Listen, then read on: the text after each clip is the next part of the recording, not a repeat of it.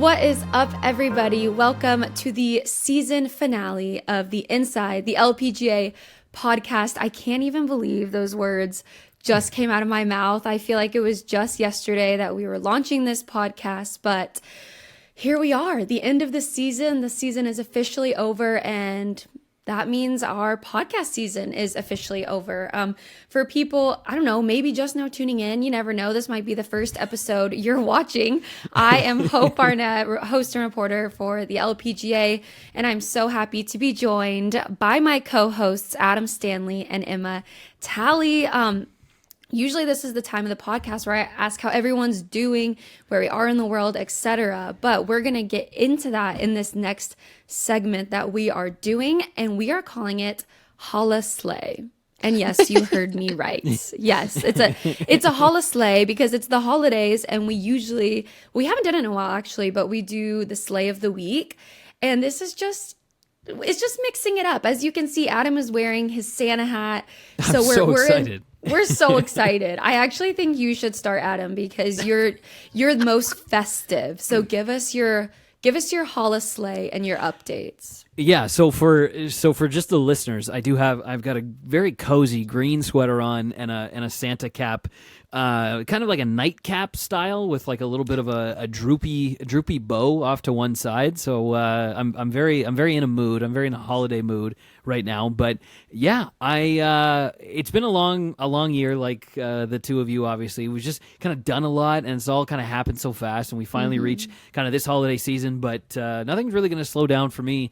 Personally, as everyone on this podcast who was listening earlier in the summer knew, my wife and I are expecting our second daughter. So two little girls in my pad. And as we are recording this, we are firmly in the any day now situation, any day now mode here at my house. So it'll be a very exciting and different kind of holiday season for our family, but certainly so moving crazy. Forward.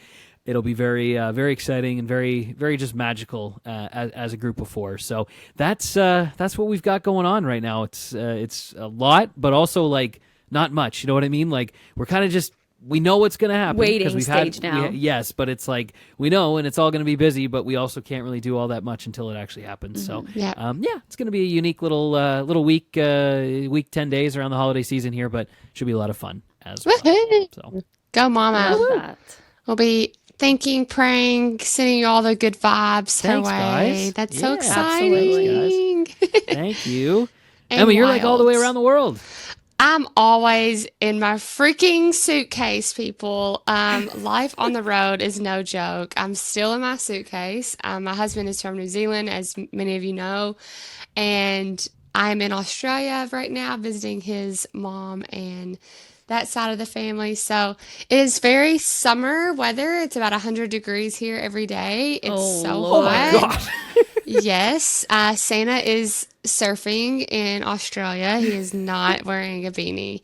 It's very strange. It's very strange though, because, growing up, you think cold, you think cozy, you think, hot chocolate. Yeah. And then you come here and it's like the complete opposite of what we experience. So I actually don't feel like I'm missing Christmas because it doesn't feel like Christmas. It feels like summer. Yeah.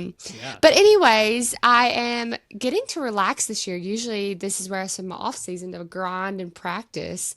But this year I don't have to grind and practice because I am retiring. I kind of have said it a few times here and there, but this is the official bye. My last tournament was Hawaii, and it really was surreal. I didn't cry until I got in the car for some reason. But it's been a great 8 years of professional golf and 22 years of playing competitive golf. Never say never. That's why I really haven't said anything, because you never know. I might just come out and play ShopRite or something. So we'll see. You never know, because I have status now, so you never know. So you might see me, you might not. I don't know. Who knows? Wow. Those are some very crazy Holla Slays. I can't compete with Back it up. Yeah, I'm like, okay, Emma. I'm going to end the podcast now. It's like, okay, quick mini episode with Adam and Emma, and happy holidays, everyone. Yeah. No, I'm so happy for both of you. I mean, crazy life updates, honestly. And Emma, I'm so happy for you, and I'm glad that you finally told our viewers and our listeners, because you kind of dropped it in the interview with Hannah Green, and I was like, that was an accident. I feel like I should say something, but you had said before, like, no, I'm not going to mention it, and then you mentioned it, and I was like, okay, well, that's fine. But no, I'm kind of an open book, such a as good you career, guys though. know. Yeah. And so it just kind of accidentally happened. Absolutely. No, that gave me the chills when you were talking about it, though. I just can't believe it, but lucky enough for us, we still get to work with you and talk to you most days, honestly, most weeks. So, Yeah. So it's fine, but it's like, I'm sad for the tour because you're such a good one, and obviously we don't want to see you go, but next chapter is going to be so exciting. So fun. I'm Yes. excited. That's a hard part. Just throw a little thing in there just for people to think about. Maybe this is a topic you can talk at Christmas dinner. Women's sports is different because sadly, if you do want a family, you have to start thinking about that. Like I'll be 31 soon. So like if you want a family, you have to start thinking about those things. And, the PGA Tour guys, they don't have to think about that stuff, whereas us girls do. So it does make your career shorter. And I think that's always funny because obviously the men make way more than us. I'm like, whoa. It should be the opposite. Women's careers are shorter. We should be making way more than the men. So that's just a little tidbit. A little something to think about. Bring it up at your Christmas dinner table. Yeah. I'm sure that will go well at all the Christmas dinner tables. I think everyone would agree. No, I think, why wouldn't they? Yeah. Yeah. As a girl dad, Adam, you have no choice, really. Yeah, Sorry. exactly. Yeah, and I have also bared witness to what women can do. So yeah.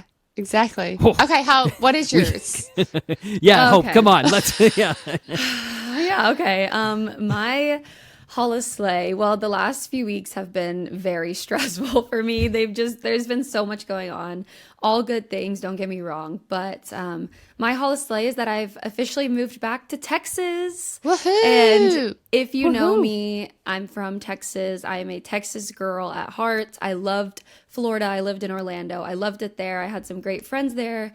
But friendships can last a lifetime, okay? I had to come back, and I got the okay to move back. So I'm currently with my parents in their home in San Antonio while I figure out where I'm going to live. But it was a journey, to say the least. We'll get into that in a minute. But my parents helped me move, which was so nice. They're literal heroes. And we drove from Florida to Texas all the way through, no stopping.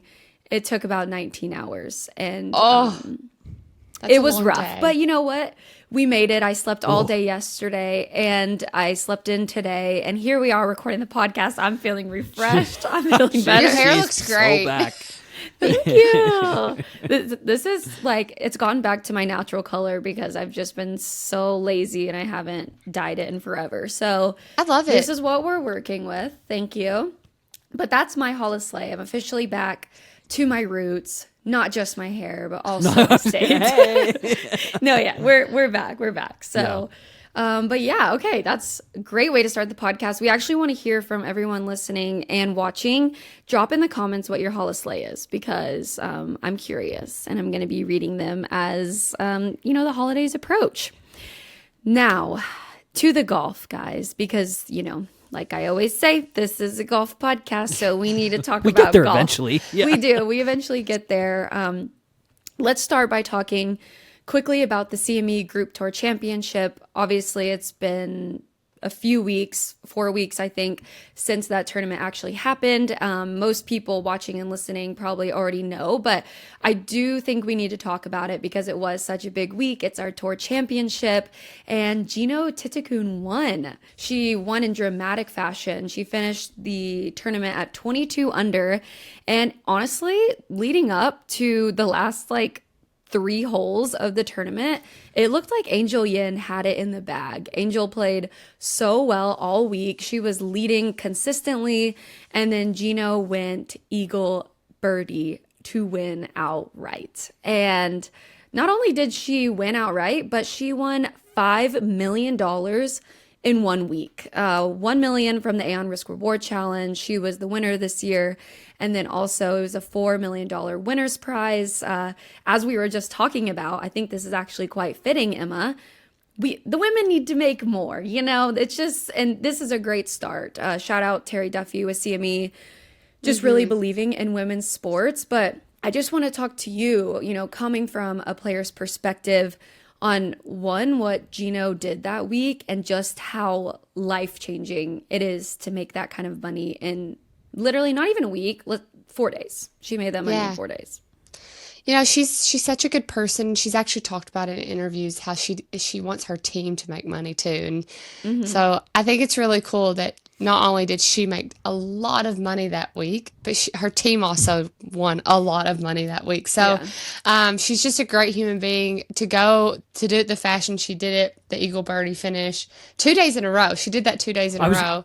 I was going to ask if it was 2 days in a row or just like twice during the week, because when you brought that up, 2 days in a row. Oh my gosh, yeah, crazy, so good. So on Saturday and Sunday, she finished the last 2 holes Eagle Birdie, and 18 is not that easy of a hole, especially the last day. The pin was tucked left, so not the easiest hole location, and she did it. So I think all of us would agree that she had such a great year, and we were all just waiting for her to get her moment, and she definitely got her moment at the biggest tournament as far as money is concerned of the year. So amazing stuff. Super happy for her. And shout out to Aon. We kind of slid that in, but Aon does a risk reward challenge every year, and they give $1 million bonus to both the men and the women. So it's very equal, and it's very life-changing, like I said, for the women. I mean, our careers, for the most part, you don't see many women making millions of dollars every year. And now, because women's sports are getting better and better, and because the LPGA is getting better and better, we are seeing more women making over $1 million a year. So it's pretty cool, and it's just going to keep going and get better and better. And I'm super excited to be on the sidelines watching all these girls making lots of money. I also just want to mention that Jeeno went to Disney World after she won. I love that.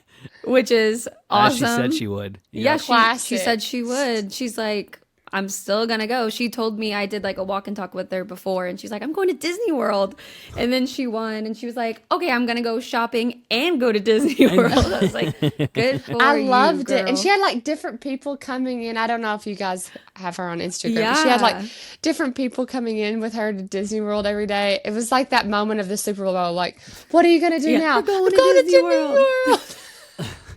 That's so all good. I could think about. No, I love it. But obviously, Disney World, shopping, we love talking about these things. But what Jeeno did on paper is absolutely crazy. And who better to talk about it than our stats guy, Adam Stanley? Tell us what she did, please. Yeah, sorry, Santa. One final time for the KPMG Performance Insights. Shout out KPMG for all their support of women's golf as well, and the United States Solheim Cup team, if I recall correctly, as well from a couple months ago. So, Jeeno, spectacular finish at that particular tournament. We know season finale, CME Group Tour Championship. What a result at that particular event. But her last 7 starts, unbelievably incredible.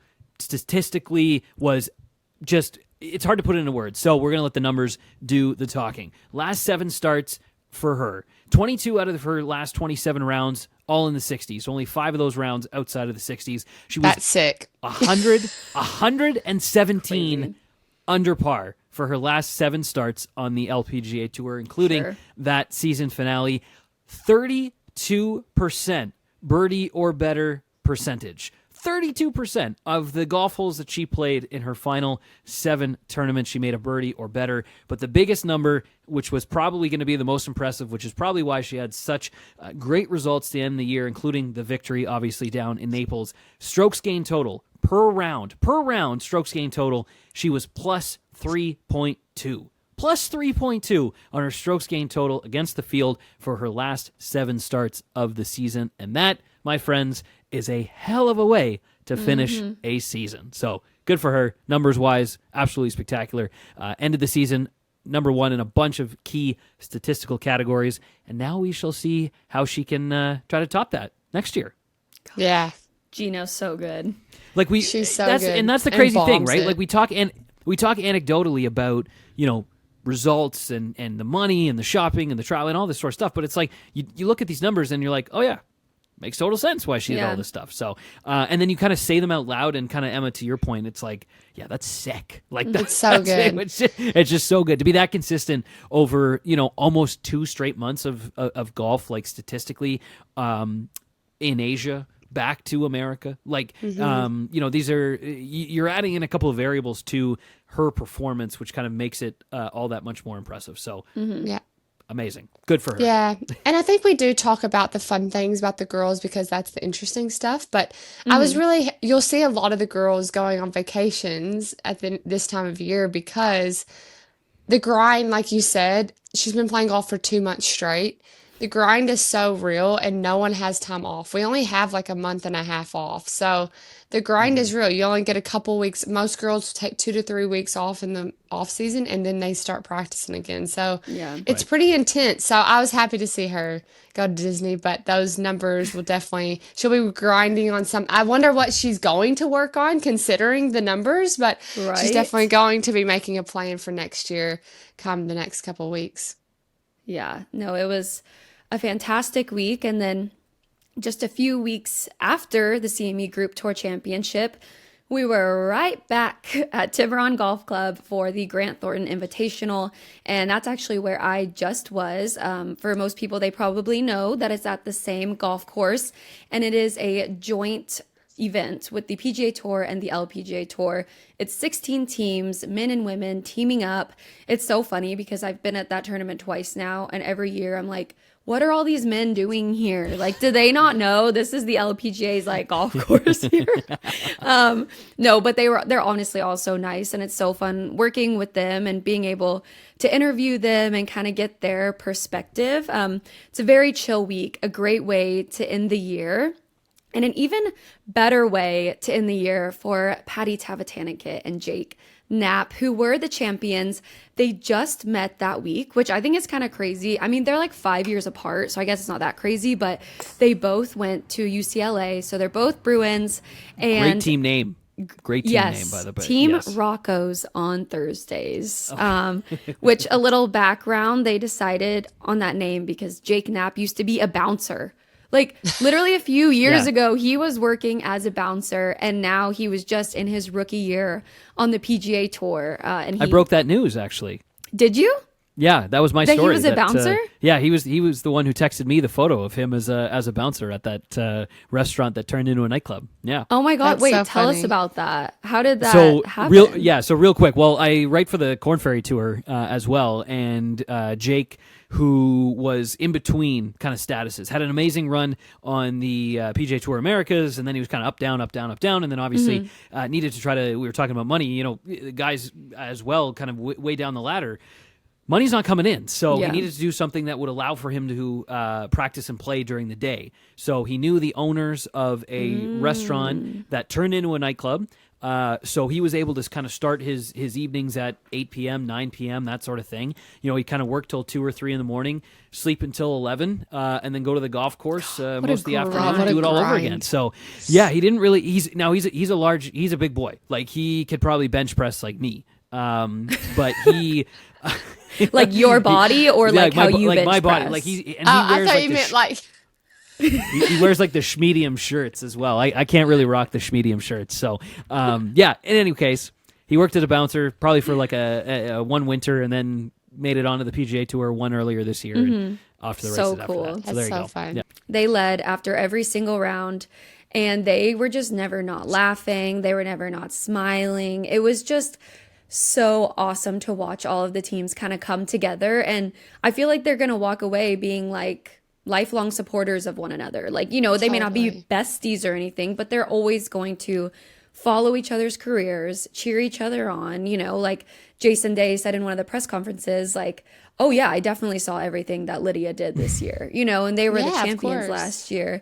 So really, really amazing events. Shout out to Grant Thornton and also like the PGA Tour and obviously the LPGA as well. But coming from Emma, like, I just think it's a really cool event. And as a player, I mean, how neat is it to be able to kind of have someone to like rely on and just have fun with, just go out there and have fun.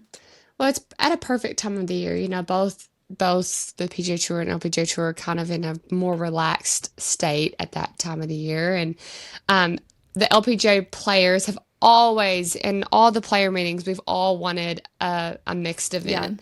And we finally got it. Yeah, we finally got it, and it's turned out to be really fun and exciting. And I always love hearing the PGA Tour talk so highly about the LPGA Tour's games. I think they're always really impressed. So it's just really fun. Team golf is so much fun. And, we all kind of grew up together. We played junior golf together. We played college golf together. And then you split. And honestly, you don't see those guys pretty much ever again, which is kind of sad to say. But, a lot of those guys on the tour you grow up playing with, and then all of a sudden you don't talk anymore because your lives get busy. And so I think it's just a fun way to like get back together, have some camaraderie, and really just learn from each other and have fun with each other. It's really cool. Yeah. So yeah, it was a great week, and I think a perfect way to kind of enter into the off season. And soon 2025, which is kind of gross to say. I can't believe it's almost 2025 already. But with that being said, before we move on from 2024, we are doing something a little new, obviously, because it just came out recently. I don't know how many people on here listening or watching have Spotify, but I'm sure if you don't have Spotify, you still see the Spotify Wrapped, which is like all of your favorite artists, all of your favorite music, and just like listed like top 5 or however many. I have Spotify, so I'm a big fan of seeing everyone's like music taste and like judging quietly, No, I'm just kidding. I don't judge, just for everybody. But oh my gosh, real quick, mine is hilarious this year because it's got tell. like, numbers 2, 3, 4, and 5, Taylor Swift, Zach Bryan, the people that people often listen to. But my number one most listened to artist on my Spotify Wrapped this year, The Wiggles. This is what happened when you have a child in the car. Absolute bangers. Repeat. Bangers only. Toot toot chugga chugga. Big red car. do the propeller. Etc. Etc. Number one on my Spotify Wrapped. Anyways, sorry. That's hilarious. No, that's I actually so like. good. I thought about that earlier this year because my nephew's like obsessed with Blippi, and I was playing a lot of Blippi songs, and I was like, this better not mess up my Spotify Wrapped.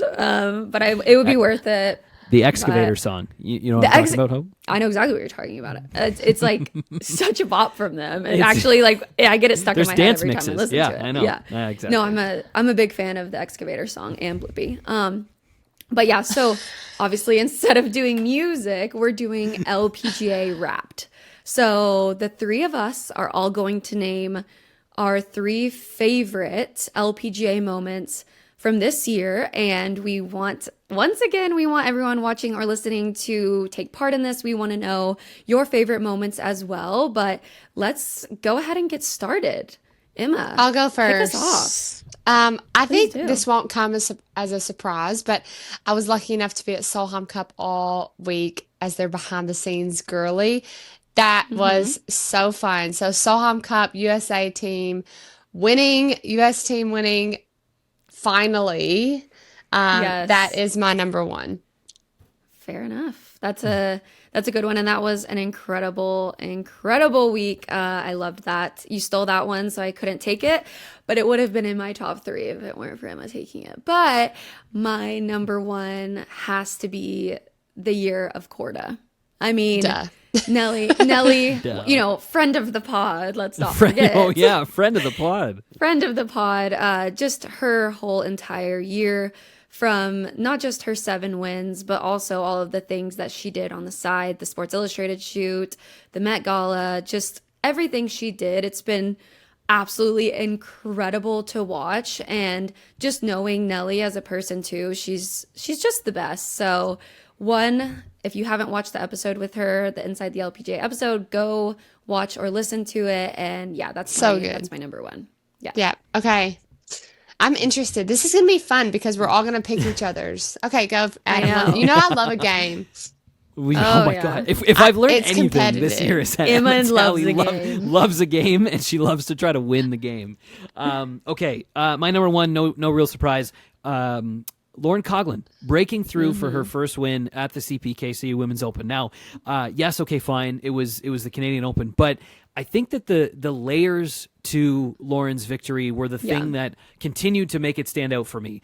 She's 32. She's been a pro for 6+ years. That as a you're grinding, right? And kind of to Emma's point about just female athletes and trying to decide what they want to do and et cetera. Like, she could have obviously decided like, hey, maybe I want to do something else, but she didn't.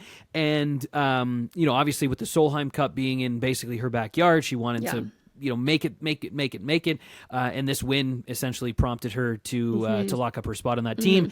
And I think I couldn't leave it without bringing up a data point, which I think still is one of the most mind-boggling things for me, but just kind of goes to show you how hard these women are working on the thing that they struggle with in the off-season. Lauren was 123rd in strokes gained putting on tour last year, 123rd. This year, same stat, she was 16th. So what is it, 100 plus, 105 spots up in the same statistic year over year. 2 wins, Solheim Cup, Lauren Coughlin, hell of a moment for me, for her to break through for that win in Just Canada. saying, we just said Millie and Lauren, they're both on Solheim Cup. I mean, you said it, not me. Just saying. Go America. America. That's the theme of our first spot, or LP. I almost said Spotify Wrapped, or of our first LPGA Wrapped. Okay, yeah. Let's see what the second block. Moving on to the next one, I will go first. We're breaking out of the American theme, and I'm going with Lydia Ko's gold medal at the Olympics. Amazing. It was just, what a way to do it. And not to mention, when she won the gold, that one completed the trifecta of gold, silver, and bronze. And it also gave her the final point to get into the LPGA Hall of Fame. She and I are the same age, so let that just soak in for a second. We are the same age, and Lydia Ko is in the LPGA Hall of Fame. I will probably never be in any sort of Hall of Fame, but Lydia is also like the nicest person to ever exist. Like, we literally love Lydia on this podcast. We always gush about her. So just, that's my second one. And honestly, I can't even like rank these in like 1, 2, 3. Like, I don't even know how much these are really ranked, but they're just like, it was just the second one you said. It's just the second one I said because that's arguably number one as well. And then my third one is also arguably number one as well. So Lydia Ko, gold medal / Hall of Fame. Adam, you're next. We're sticking with the international theme here because mine is the besties bringing it this year. Ronnie and Jeeno Thitikul, 5 times victories, or 5 times as being victorious, 5 times combined. Obviously, they won at the Dow together. Final round 62, incredible. Ronnie goes to win in Shanghai. 2 weeks later, she wins the Maybank, and then of course Jeeno wins the season finale. So crazy. Emma, we're going to you next, but you've kind of long talked on the pod as a player, as someone inside the ropes about. It's a bit of a lonely existence out there. It's golf course, it's hotel, it's gym, it's maybe a dinner out, it's etc. And when you've got kind of a built-in best friend like this, and they play so well together, and they have kind of like prompted each other to continue to have a lot of success, I just thought it was really, really cool. So good for them this year. A lot of wins across the board for those two, and I'm sure more to come for next year. That was goody. Those are good, guys. I am going to go with Hannah Green. I think she was the quiet assassin this year. I feel like she didn't get enough praise. But that's kind of how she is as a person too. Like, she kind of just does her thing, just slow and steady, and just doesn't make a big deal about anything. So she won 3 times this year, and she had a heck of a year, and she finished it off playing really well at the Aussie Open. Didn't come out with the win. Jie Shin won, but she played really, really well, and excited to see what happens to her next year. She got married this past year as well, so a lot of good things happening for Hannah Green in 2024. Had to mention her, and I can't wait to see what happens next year, as I think she's just going to get more and more confident, and she's always been a winner, but only one time. And this year she won 3 times. So I'm very excited to see what happens in 2025 for Hannah Green. Love it. Adam, you kick off All our right. next category. Our final one. So this one, I don't want to say this one's like kind of off the board, but I found it to be kind of like a umbrella statement. Guys, it was very, very cool to be part of kind of this all season long with the two of you, and kind of being more engaged in women's golf as much as I could be and as I can be kind of now and moving forward. So what I did find in kind of looking back on the year that was, women's golf was just really, really cool. And I think there was a lot of kind of cultural touch points that will hopefully help to transcend the game into, kind of more sports pages, more sports broadcasts, more corporate America boardrooms and the like, because, I mean, these athletes deserve it. But you look at the Caitlin Clark effect, obviously. Hope you had a conversation with her, a couple conversations with her, and she kind of fully coming out and saying how much she, wanted to just be a pro golfer in the off season. And I could kind of go on and on. So Caitlin Clark effect, obviously. Nelly, you mentioned as well, in the swimsuit edition at the Met Gala. Taylor Swift has a golf club dance in her, which you saw live, which I saw in the Eras Tour, which of course is completed now. So she was using golf club. And one thing I'll finish before I pass it along. A stat I wanted to read from the National Golf Foundation. One last stat for me for the year, but this I thought really stood out for me. Approximately 7 million women and girls played golf on a course last year, which was the highest participation levels since 2006, which was the previous all-time measured high. So 15 years kind of goes by, and look at what's happening with women and with girls on golf courses as it stands right now. The growth is there, and hopefully the cool factor continues to fuel more of that growth moving forward. So there you go. That was mine. Wow. I love what that. A stat. What a stat. Emma, just backing things up, Emma, back to you. Let's wrap you this might have to help me because up. I can't remember a couple of things about this. But my last one is, I don't want to say random because that's not the best word to use. But like you said, it's kind of just like something that really stuck with me all year. Last year at CME Group Championship, Amy Yang won. And it'd been a long time since she had won. Well, this year she came and won at KPMG. And how old is she, Hope? 35? Yeah, I can't remember right? exactly how old she is. Let me look up. But she's 35. one of the oldest winners on our tour for a long time, since Angela Stateford winning Evian a few years ago. So, Amy Yang, as we keep saying, I guess all the girls are nice, but she's super nice and super great for the game. Has been around forever, like played LAT before, she's just been around golf for so long. And so to see someone like that win a major championship at 35 years old, now that I can see myself, it takes a lot of, I don't even know the word is, but it's hard to want to compete for that long. And she just continues to go out every year, figuring it out, how to get better, playing against the youngsters. Because, let me just tell you, these young guns are hitting further and further and further. And that's just kind of how the world works, right? Like, the next generation's a little better. So, Amy Yang, she just continues to get better in her own game. And she goes out and wins the KPMG championship. Yeah, that's a good one. We love Amy. I love Amy so much. She's so nice. Was very, very happy for her, but I am going to wrap up this LPGA Wrapped with my final one.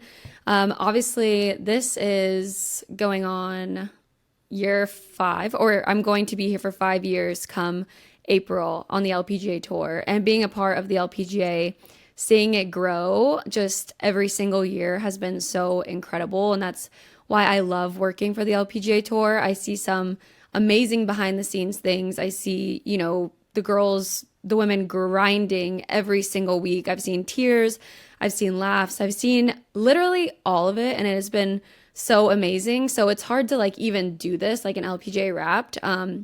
But for this year, my final thing that I'm just grateful for and one of my favorite moments is working with you guys.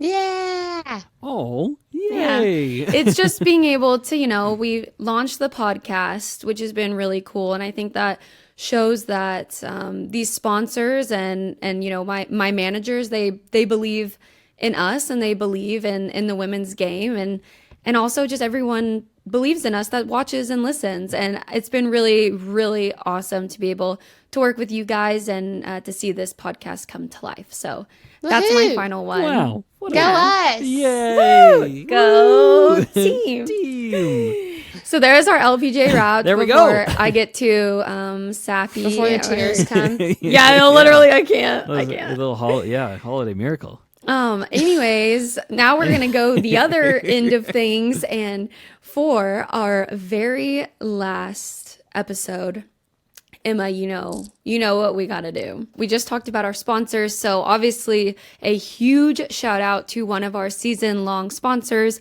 Serve Pro, because in golf, when bad shots happen, there's the Mulligan ball, and when fire, water, or other damage happens, there's Serve Pro. They know how to make it like it never even happened. In honor of it being our last episode, I want us to figure out our biggest mulligans of the year or something that happened to us recently. I'm not going to go first. I was supposed to go first, but I'm going to go last. I'll go first real quick. I need to go from the sappy to the fun. I and know. I'm struggling to get there. So go for it. Someone else. I'll go first. Seeing as Hope just like brought out the emotion. But Yeah. okay, so as most people know, I'm a golf reporter for a big TV network back here in Canada, and I played golf with my now boss, and we were going back and forth, and we had played 17 holes. Like, this is an actual golf mulligan thing that I'm actually talking about, which is crazy. But Love it. We played 17 holes, and we didn't bring up work once. Then we get on the 18th tee, and I was like, I would be remiss if I didn't, ask you about, like, hey, like, this is this job that I really, really want, and you basically have to create it out of thin air for me. And, we drive down the fairway, and he's like, yeah, I mean, we've been talking internally, we love your work, we'd love for you to be, part of it. What did you kind of have in mind? I proceeded to then hit 2 absolute screamer 9-irons into a creek in front of the green, like, because I was so gone from, like, I had been playing such good golf, and the pressure. He's like, "What? Please tell me about this dream job that you're going to ask me about." And You're like, yeah, okay. I had been striping it all day, and I hit 2 of the worst golf shots in a row that I think I'd ever hit. And I looked at him, and I was just laughing and being like, You're like, maybe I don't deserve this job. Maybe we should have just held this off until the beers after the fact. So some of the girls on this pod talked about actual golf shots that they wish that they had back. Mm-hmm. I wish that I had those shots back. However, I still got the job in the end. Yeah. Which it all kind of worked out in the end. But yeah, it was one of those things where I was like, man, these 2 like screamer 9-irons could be the end of me. Could be the death of me. Wish I had them back. Alas. Hope, yours so is like funny. a lot more like recent, so Yes. yours is like fresh off the dome here. Yeah, Easy like enough. super recent. As I kind of mentioned earlier in the pod, I just moved to Texas, and we did it on our own. I spent several days packing, moving things to storage units, just doing the absolute most on my own, which was so much work, and I was exhausted. And then my parents flew into Florida, which was very sweet of them, I'm going to keep saying, and helped me pack everything up. And then we drove 2 cars, 1 rental car, because all of my clothes would not fit in one car. We drove 2 rental cars to Texas and didn't stop, and it took about 19 hours, and we were all fully delusional at multiple points. We saw the sun come up in Texas in our drive, and it was rough. So wait, did you just rotate drivers then, like through? My and then dad one drove person the slept? whole way. Oh my gosh! And we offered. Wow. I just want to say we offered to fill in for him, but he was like, "I'm good." He's retired. He's got energy. Okay, like he's like, "I'm good, guys," and we were like, "Okay." So me and my mom were switching off, and at one point we were having to switch off a lot because we were both just getting so tired. It was a journey. It was a big journey. So if you maybe texted me or emailed me in those 2 days and I haven't responded, it's because I'm just now back to life. So my mulligan is that I should have hired movers. I feel like you missed one part of that story, though. What?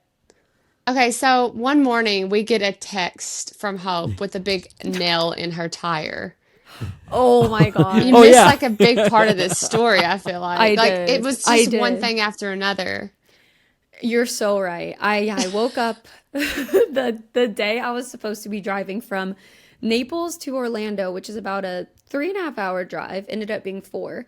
I woke up super early, went down to my car, a bolt in my tire. Like, we're not talking a nail, we're talking a bolt with like a washer and everything. Like, I was like, did someone do this to me? Like, my enemies are out to get me that day. But I got it fixed that morning. Shout out Midas, the tire place. They got me in and out real quick.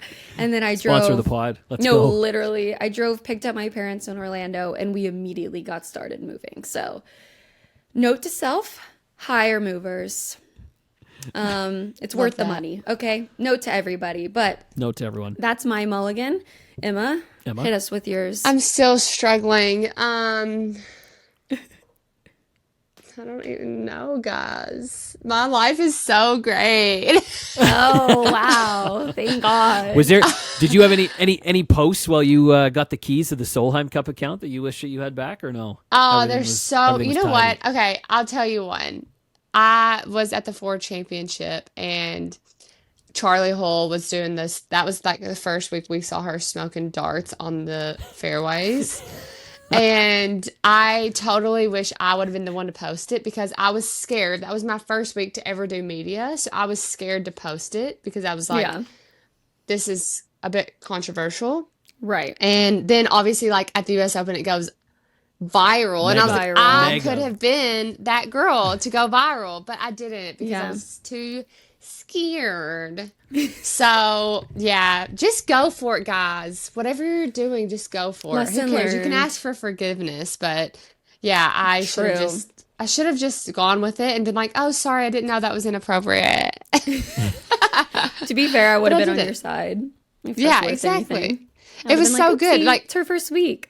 Yeah, and like because Charlie and I are friends, she was like posing, like laying on the ground posing for me. So even better. Like, it was so funny, and we had such a fun day, and I have all this content, but no one's ever seen it. Oh, bummer. Maybe I'll put it in the pod. Who knows? Okay, those are some good mulligans. I'm really sad, but it's now time to start wrapping up the final episode of the 2024 season, guys. Now that we've kind of done our LPGA wrapped, we've done our mulligans, let's do some things that we are going to look forward to in 2025. We obviously have some new tournaments on the docket, which I'm super excited for, and then some existing tournaments, but just in new locations. I have a lot of them written down here, but we're not going to go through every single one of them. The two brand new tournaments are going to be the Black Desert Championship in Utah at Black Desert Resort. I'm super excited to see that golf course. It looks absolutely stunning. And then the other one is the Mayakoba Open, which is in Mexico. That's going to be sick. So little vacation and a tournament, like what a win. And then so then at the U.S. Women's Open, we're going to be at Erin Hills. And then also sick. I've heard from a lot of people that it's a great golf course, so I'm excited to see that. KPMG, it's going to be at the Fields Ranch East at PGA Frisco. And then the AIG Women's Open is going to be in Wales. And Adam, tell us where the CPKC Women's Open is going to be, because this is your tournament. I can't believe you added this to the list, but yeah. So the CPKC next year is going to be at Mississauga Golf and Country Club, which is classic old school, tree line, just absolutely tremendous, old layout, stunning, just kind of west of downtown Toronto, and it is going to be the second golf course in 3 years to have hosted, both the men's Canadian Open and the women's Canadian Open. Shaughnessy was the very first. It did it a couple years ago out in Vancouver, and Mississauga is going to be number 2. It last hosted the men's Canadian Open in the 70s, and I can promise you the women are going to absolutely love it. It's like I said, classic old school golf course. It's very, very cool. It's going to be good. Nice. We're so lucky. Like the majors and the courses that we play are just so good, and I feel like they're just getting better and better and better. I mean, every year I'm like, wow, this is so cool. So I know the Epson Tour played in Utah and everyone loved it, so I'm excited to see that one as well. Yeah, and also we have to talk about the Hanwha Life Plus International Crown. Last one held was in San Francisco, and then this year it's in South Korea, which I'm set to go right now. So I'm awesome, pumped for that. Emma, quickly before we wrap up, you kind of just mentioned which ones you're excited to see, but if you had to pick, if you had to go to Mexico or Utah, which one would it be? I feel like I'm gonna get shamed for this, but I would say Utah. No, I think that's fair. I've never been to Utah. I've always wanted to go to Utah. I hear Mm-hmm. it's amazing. I've heard that golf course is really cool. So yeah, I think I would pick Utah. Nice. I love it. Adam, we all kind of know what you want to see at International Crown because you asked this question any chance you get. So tell us what you want to see, which I want it too, to be fair. So, all right. So you can't knock, okay, obviously you can't knock me for being curious about it. I don't. But zoom out and you have to think like, why the LPGA Tour, this is an owned event. You know what I mean? So it would be beneficial probably to not have some of its complete superstars on the bench for this event. So why not add in a international team or best of the rest team, so then you can get Lydia to participate in this from New Zealand and Brooke from Canada to participate in this kind of event. So I agree. anyways, I think that would be the thing that I hear the conversations are continuing. So it would be very, very neat. And I think, frankly, I think it would be awesome if we had this kind of best of the rest team included in the International Crown as well. But we shall see. We shall see. No, it would be amazing. And I agree. I want to see it as well. So you're not alone in that. I just had to mess with you for a little bit. You let me take it over. One last Canada mention for 2024 on this pod. Yeah. But you did actually have something else you wanted to mention. You recently were in yeah. New York for a new thing launching in golf. But tell us a little bit about what you heard there. Yeah, so for some of the listeners and viewers, they may have heard of this new TGL virtual golf league that's launching in January on ESPN in the United States and on many kind of global broadcast networks around the world. Tiger Woods, Rory McIlroy co-founded it. They're both going to be playing on different teams, but I have heard that there will be some semblance of LPGA Tour player appearances. Cool. How that actually looks, because the teams are built now, but it's right down there in West Palm Beach where a lot of the professional golfers, male and female, live. So I have heard that during this first season, there may be some very, very special appearances from some of the players on the LPGA Tour during the TGL season, which starts on January 7th, runs until the end of March. So stay tuned for that. Nice. Love it. Well, one more thing. Obviously, I think most people that are LPGA fans know that the LPGA Tour Commissioner, Molly Marcoux-Simon, is stepping down. Her official last day is January 9th. And I just want to say thank you to Molly for everything that she's done for the LPGA. It's crazy. I think she started in 2021, and now this is happening. So obviously, that's going to be a new chapter unlocked once the board finds somebody and the LPGA finds someone to take over. It sounds like a hard job. I'm not going to lie. It's, that it sounds like a lot, but it's something that I think whoever comes in is in for a really good era of women's golf. I think it's going to be incredible. So yeah, I just wanted to give a quick shout out to Molly for everything that she's done for the tour, and obviously stay tuned because some big changes are coming next year and TBD on what will happen. But that, and then I have to also mention one more thing. The people retiring. It was a year of retirement from Allie Ewing to Lexi Thompson, Marina Alex, Angela Stanford, Brittany Lincecum, so many other people, and of course, Emma Talley. I can't even talk about it. And honestly, I think there's more. I actually think there's more that just didn't say it. Yeah.